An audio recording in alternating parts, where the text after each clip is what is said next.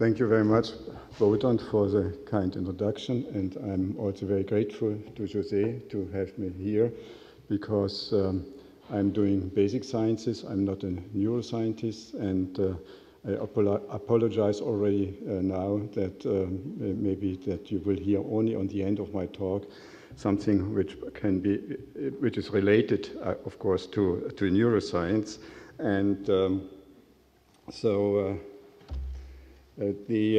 what I do is I will give you the basic requirements which we need, I think, for an optimal stimulation of retinal cells, and you will see during the talk, I think, there can be improvement can be done, but there are also a lot of drawbacks, and you have to overcome. And this is, I think, the major part of my talk. And you see here, I'm talking about rhodopsin-based optogenetic tools, and what you see, all these tools have in common 7 transmembrane helix motif, and the chromophore is retinal, and the retinal is bound to helix 7 of, in the row of these helices. And they occur, of course, in bacteria, the well-known bacteriorhodopsin, helirhodopsin, which is used in optogenetics, of course. They occur in, this was a more recent thing, this was also our finding here, in a plant cell, in an algae. And when you look to the plant cell here, you see the so-called eye spot, and the eye spot was analyzed, and it was already found in the 80s of the last century by Foster and Nakanishi, that there is an rhodopsin in, but nobody knew about the function of this. It was thought that these rhodopsins are some kind of sensors, as we have them also in our eye. And then, of course, we have the rhodopsins in there's no need to tell you this in detail, but what I want to tell you is, of course, in which type of cells we can put optimally the optogenetic tools, either in the residual photoreceptor cells, in the bipolar cells, or in the ganglion cells. And what we did, I think, on was the following. To make a long story short, I think, is the following. We could succeed in the beginning, I think, to express microbial rhodopsins in eukaryotic cells, which this was completely new, I think, in the 90s of the last century, and we could demonstrate that these ion pumps, which occur in the bacteria, can be expressed quite well, and you can study the molecular mechanism, etc. At the same time, Peter Hegemann joined Foster's group in Syracuse and continued to work on the function of these rhodopsins. And again, on the same time, the genome of Chlamydomonas was solved, and then it was obvious to look how, on the basis of the sequence, these rhodopsins look like. And then, of course, we could construct a gene, and then the gene was transferred to oocyte from Xenopus. And when we did this, I think this was done in my lab at that time by Georg Nagel. And so then the gene expressed, it was a nice gene expression on one hand, and on the other hand, we could here make a construct like this here, 7 transmembrane helix motif. We cutted this C-terminus residue. This was a requirement by the reviewer, by the way, and he did not believe that this can be a channel. And then this construct was then made, and this is, I think, this molecule, what you call CHR2, is now mostly used in these days. And the function, I think, is demonstrated here. This was the very early experiments we did. I think we put this in, for example, in HEK cells, and then you turn on the light, and then you see here an inward current and an outward current, and this made it clear that we are dealing here at least with a passive transport system. Then looking for several different parameters, it was obvious also for us it has to be a channel. And then this was done under voltage clamp conditions. When you do this under current clamp conditions here in these cells, then you saw this huge depolarization, and then was obvious to use it maybe in electrically excitable cells. And another luck was, of course, this, that when you express these rhodopsins in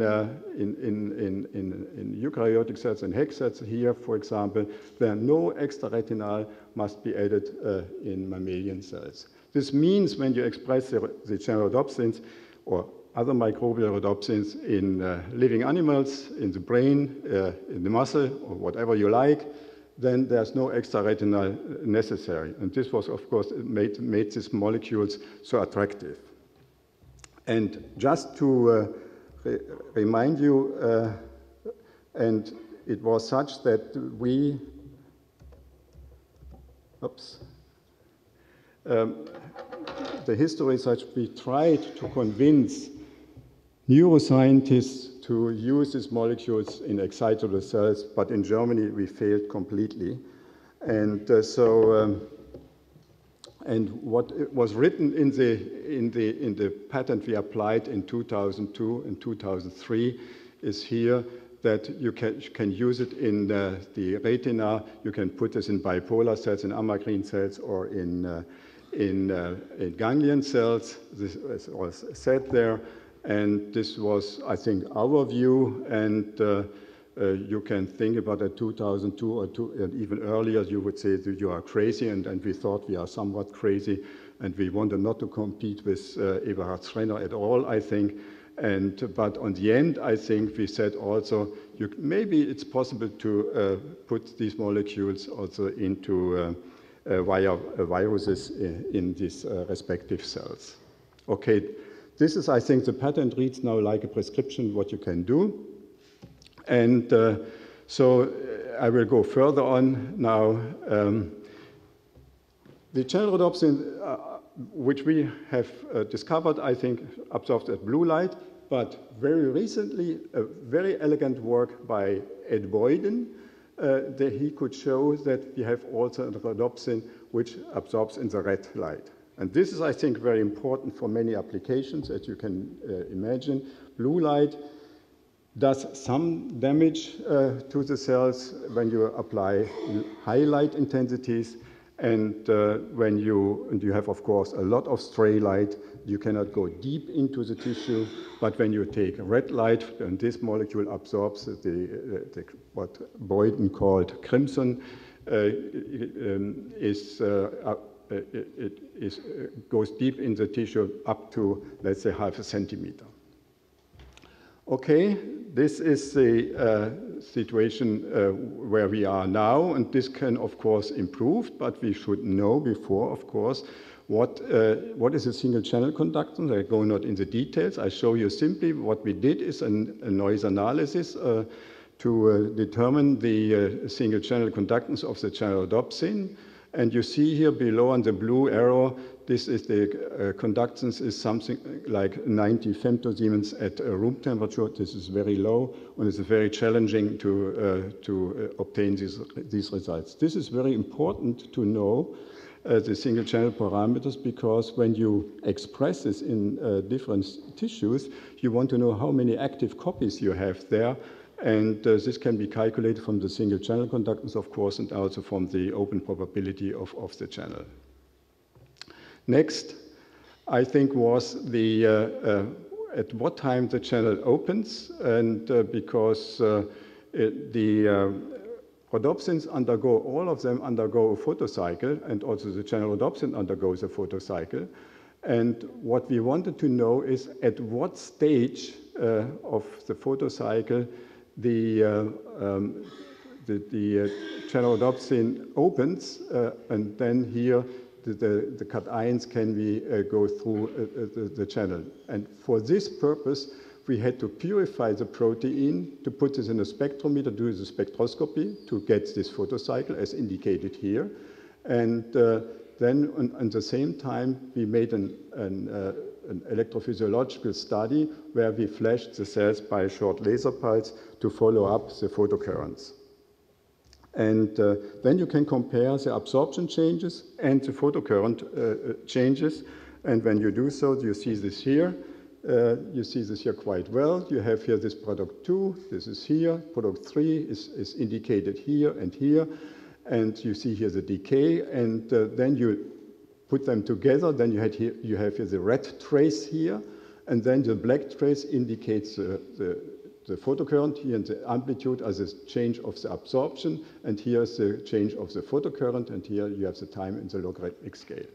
And by this procedure, we could determine when the channel is opened, and it was also important to know, for many purposes, you should know that how long lasts this channel, but this channel adoption undergoes two different ways. When you start in the dark adapted form and you give a single photon, then it goes here this way back to the dark adapted form, and then you have here a lifetime of 20 seconds. This would be much too slow. But again, there's good luck here in the system. We have a light adapted form and a dark adapted form. And when a second photon here arrives, then the photocycle is short-circuited, and then the lifetime of the channel can be determined to 10 milliseconds, which is, of course, quite nice. Okay, next, of course, we expect a helix movement, and during the excitation, and in 2011, we made a two-dimensional crystals of channel adoption, put them in the electron microscope, and what you see here is a 7-transmembrane helix arrangement, and and from this, I think one can assume that maybe the channel is formed here by these helices. And what is also new, I think that the channel adoption occurs always as a dimer. A year later, a much better structure came out by the Japanese group Kato and Nureki, and what they could show, I think, again, this dimeric form here. And of course, they have also, they came to the conclusion that the channel formation consists, I think, from helix 1, 2, 3, and 7. So far, so good. Now one wants to see which helices are moving during the excitation. By this procedure, we kept the molecule in the dark adapted form, and then under liquid nitrogen, and then you can put this in the light adapted form in liquid nitrogen, and then you can, by a fast procedure, to put the dark adapted form in the liquid nitrogen, then you measure the electron density map, and you do this in the light. You take the difference map, and to make, again, a long story short, here, you see here, this is the difference map, and maybe you should focus your attention only here on the right side of the picture. You have this dimeric structure, and what we saw is that this one here moves a lot. This also moves a lot, and of course this one here, and this is a part of this is a part of the channel, this is a part of the channel, this is a part of this one, but it's not a part of the channel. For what is this helix 6? For what is the movement good? And this one, I think we studied more in detail, and we wanted to know, can we now influence the kinetics of these channels just by changing the properties of helix 6? And this is exactly what you can find when you do basic sciences, and then you go ahead. Okay, and by this, I think we made in helix 6 for the wild-type channel rhodopsin, and the modification in helix 6. We did this in the Volvox, which absorbs at green light here, did the corresponding change. We did this with the REACH, which was originally published by Lin and Tien, and which is very low, but it has an advantage because it is red light absorbing. And then we did this also with the crimson. And what you see here, we do the change of the molecule always on the same part in the helix 6. And all of them are getting relatively fast. And then we focused our interest because, in my opinion, the crimson is one of the most interesting one. Then we focused our interest to do this on the crimson. And when you do so here, and you see here a very fast variation of the crimson, and they have here an off response of 1.5 milliseconds at room temperature. This is extremely fast, and I come to this point later for what this can be good. And then we have a fast one, which is reflected by the blue one here. And you see here they have an off response of 5 milliseconds, so this can be used, I think, quite nicely then in neuronal cells. And the proof is shown here. Here we have the crimson fast, and you see we can go up to 200 hertz for firing the cells. And so the very fast you see here doesn't work so well. This was done in hippocampal cells. And why it doesn't work? Because it's so fast and it does not express so well. And then, of course, we have a low expression. Then, of course, the activity cannot be higher as is indicated here. But it means you have to have, on one side, high speed, and on the other side, you have to have a high expression level. Otherwise, this is just contradictory. Okay, then the next, what we did, I think, is to make for the vision. I think we made a molecule which is more permeable for calcium ions. And why we use this approach? When you remember maybe the old work by Hille and colleagues, when you remove from the outside from a nerve cell here the ionic strength or reduce it here, then you increase the negative potential. As a consequence of it, the electrochemical gradient here across the membrane is reduced. And by this, I think you make the cell much more susceptible for the activation by voltage, depolarizing voltage. So what we did is the following.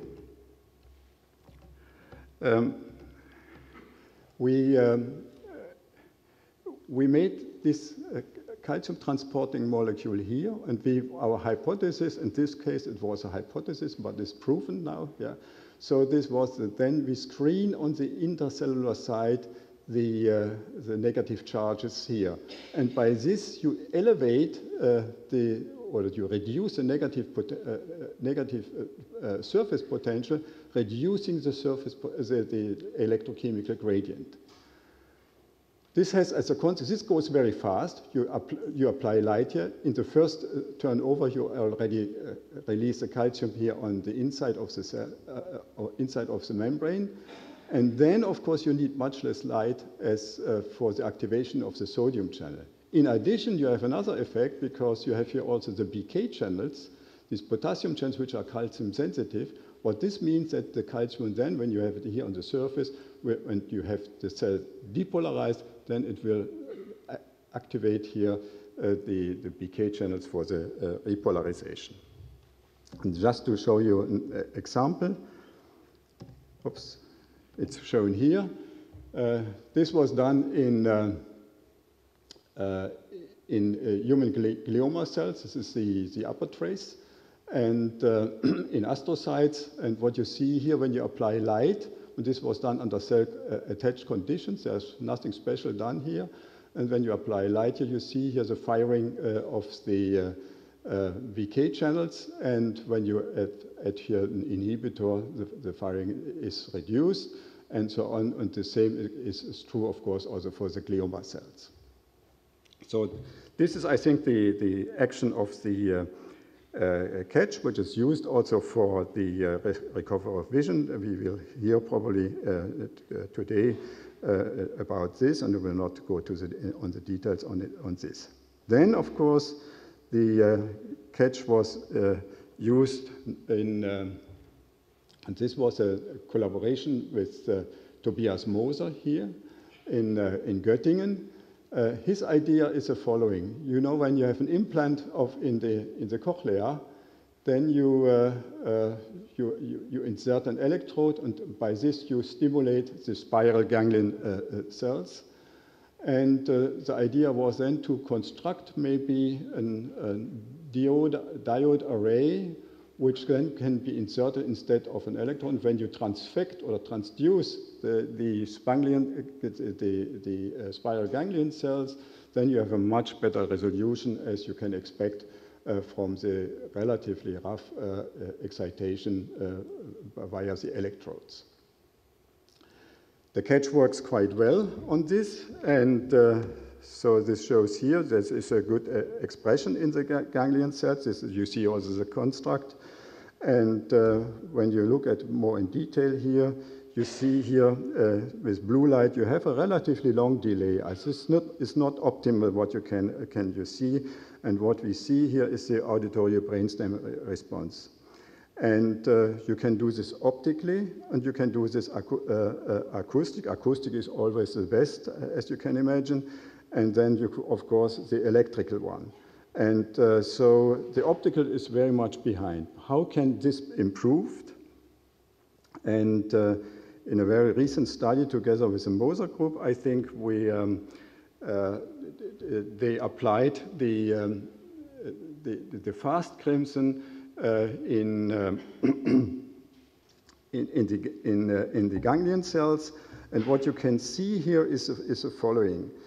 On the right ear of the animal, this was the control, and the left was the transduced cells.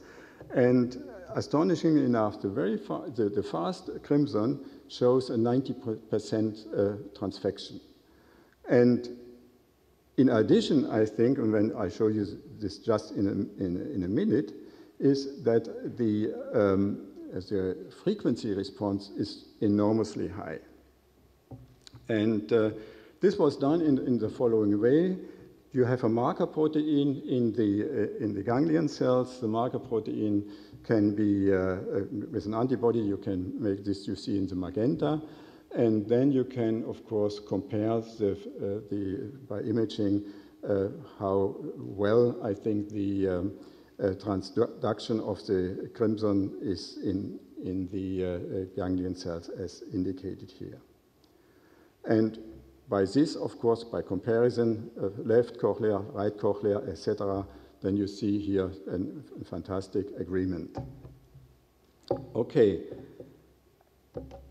Next, the brainstem response is shown here. And what you see is the upper trace is just a direct measurement done by the Moser group. And what I want to focus your interest here, I cannot see this so well, but I have to explain it here. So the latency is here something like 1.6 milliseconds. This is extremely fast, and in other words, the response in the brainstem is something like when you excite the ganglion cells in the inner ear, and after 1 millisecond, you have the signal already in the brainstem. And this is so fast, I think we could not believe on it, but it is in the range of about 600 to 800 hertz. And this is fast. This is optimal. I think this is just the best what you can reach. I think this is much better than you can reach, I think, with electrodes. And so we are going on now to refine this, but this is, I think, a progress, and I believe these molecules will be, I think, will find a lot of interest, I think, also for other purposes.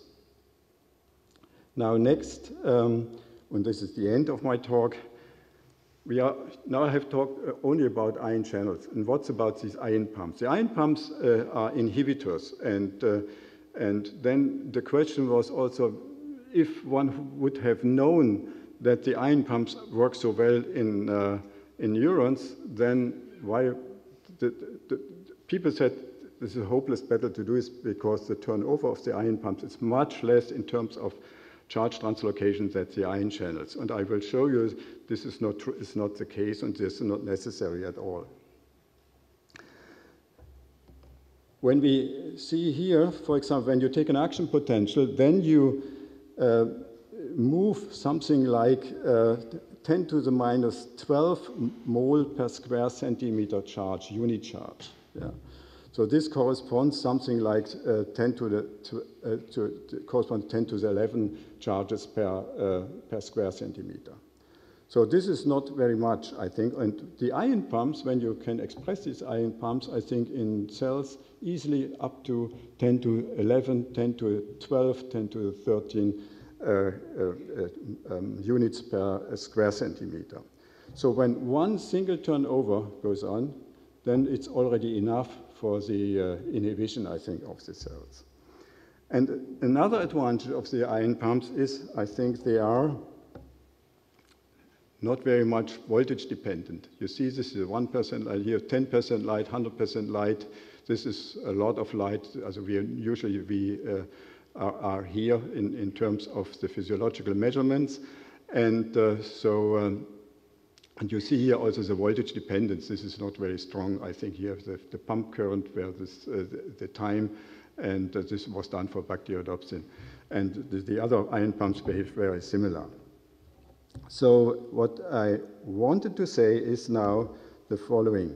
When you compare the photocycle of the ion channel and the ion pump and the charge translocation, then we are not so far from each other for the activation. And this is shown here. For halorhodopsin, this was assumed, I think, until we made a careful analysis of the halorhodopsin. We assumed that the halorhodopsin photocycle goes in a two-photon process, as I indicated already for the channel rhodopsin here, is in the range of about 800 per second. It's very fast. And by this, of course, you can achieve then the inhibition of the cells.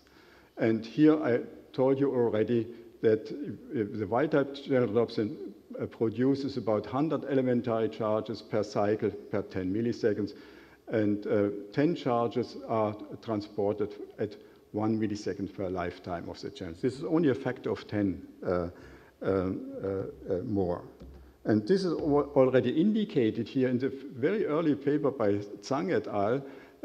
You see here the activation of the channel rhodopsin in a nerve cell, and you compare it with the halorhodopsin here under voltage clamp conditions, and this is almost in the same order of magnitude. And when you, at that time, people assumed, I think, the photocycle of that the halorhodopsin is in the range of 10 milliseconds, then you would have an enormous increase compared in terms of expression compared to the channel rhodopsin. This was rather unpopular. And then later, what we did was an experiment on hippocampus cells. This was done by Sonja Kleinlogel in my lab. And what we did, I think we applied here 10 nanosecond laser pulse. And with one laser pulse, we can, of course, initiate an action potential. When you do so, then you have only a single turnover of the channel rhodopsin. Not more than maximal 100 charges per cycle are transported. And so this makes it, I think, much more easier, our life. And there's no need, I think, to think about higher single channel conductances, etc. So then on the end, I think what we did is we made a tandem molecule just to compare what's going on here, to prove, I think, what we thought is this enough in terms of charge transfer. We have here the channel rhodopsin, and then we put here either bacteriodopsin or halorhodopsin here on the other side, connected this here in a certain way, expressed this in neuronal cells. And when you do so, then you see this here. You have here, with blue light, you have the activation, yeah? And the pulse length is here only 2 milliseconds. And when you do the same with blue and yellow light, you have only a sub-threshold potential here, so it works quite well. So the message is, I think here, when you have very fast turning around molecules, which you want to have, of course, then you need a high expression level because it's quite clear. And I want to show you this just in here. I've summarized this here in a way. Wait a minute. Here. So when you have this fast turning system, then you need a lot of light for the activation. One has to know that all these rhodopsins have a quantum efficiency in the range of 0.5. So there's not much to do, I think, to improve the light sensitivity as such. And the only thing what you can do is the kinetics, I think. Yeah. So I have here, this is schematic drawing here. Let's say you have a fast channel here, you have a slow channel here. One photon arrives, then a certain amount of charge is moved so long the channel is open. When you have a long-lasting channel, you can make those channels, of course, in the range of minutes. You need only one photon here to produce a lot of charge transported. And when you summarize this here, then you see this here, this is for the short-living channels, you need a lot to reach the saturation, which is always the same for all these different molecules here, is the saturation here. Then, assuming that you have this quantum efficiency is the same, the single channel conductor is not changed very much. And what you see here is then you reach this at relatively high light intensities. And when you have a long-lasting channel, you reach this immediately, I think. So this is basically trivial. And so to tell you such, there is no way to increase the light sensitivity of the rhodopsins itself. Even rhodopsin, the visual rhodopsin we have in our eye has a relatively low light intensity, but the light efficiency, but the light efficiency comes by the transduction chain, I think, in the eye. And there are attempts now, of course, to put rhodopsin or modified receptor molecules, glutamate receptor molecules, done by Sonja Kleinlogel, for example, who worked with me for a while in Frankfurt. She has done an excellent work in Bern now. And so where she could insert into the bipolar cells a glutamate receptor, which is light sensitive, and then she has reached a light sensitivity which is much beyond that what we have usually with the microbial rhodopsins. So to come to an end,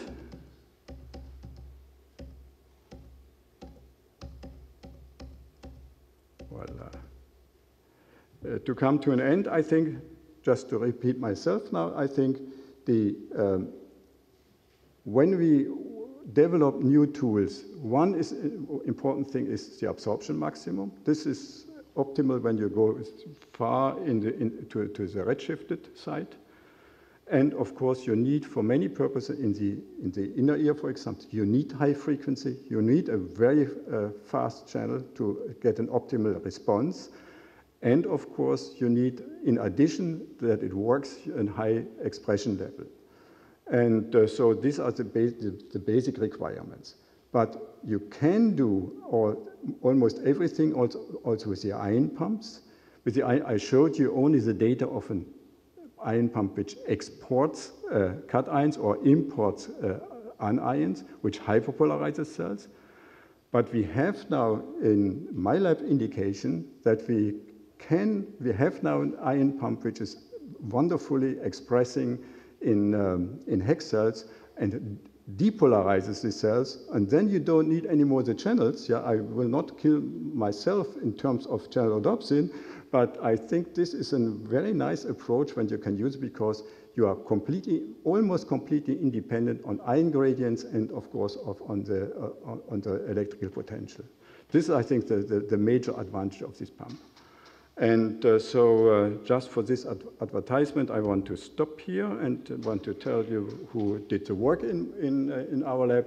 This is, I think, for the construction of the different crimson molecules. Phil Wood is always the person who's doing. These two people here do the work in Slavoj Kresak from Slovakia is doing the work on the calcium-dependent BK channels. Thomas Mager is doing also the calcium-dependent BK channel, but also on the crimson. And then we have, of course, collaboration with Ed Boyden. Ed Boyden gave us, when the crimson came out, he gave us just the plasmid, and so we could work with it. And then, of course, Bodant helps us a lot. I think with the virus construct, this would not work at all, I think, if you would not have the help. And then in terms of the visual restoration, I think we have this collaboration with Jose and Denis, and with Tobias Moser, we have this fruitful collaboration on the restoration of hearing.